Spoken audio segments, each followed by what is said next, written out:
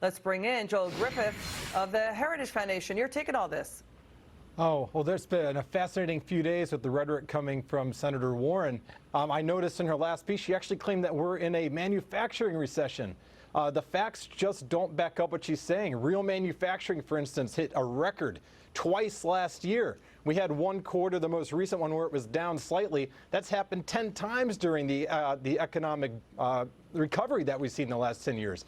I think what she's referring to is the industrial production index. That's highly volatile. It includes utilities and gas and oil. And we all know from our personal lives, those are highly volatile components. And on occasion, you do see a dip in that. But that's happened before as well. That went down by 5% in 2014 and 15 in the midst of a recovery. We're barely down 1%. The fact is, we're on a record long stretch of jobs growth. We have a record long stretch of economic growth.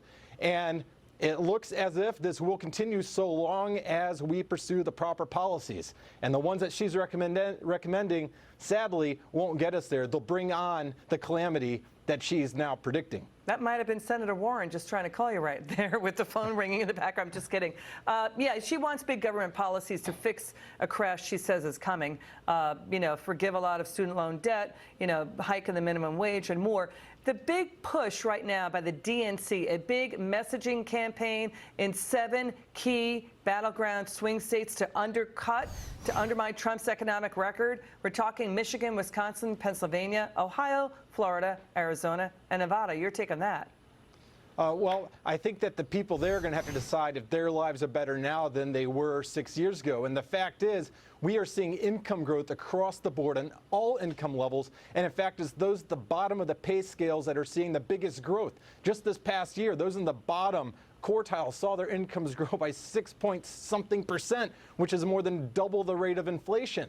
And we're seeing that because productivity is up. Yeah. We're seeing businesses able to invest. We're seeing people to keep more of their paychecks. And that is leading to this economic boom. I mean, Morgan Stanley only sees a 1 in 5 chance of a recession this year or next, even the year after. President Trump said this yesterday about Democrats pushing impeachment to avoid talking about the good economy. Watch this.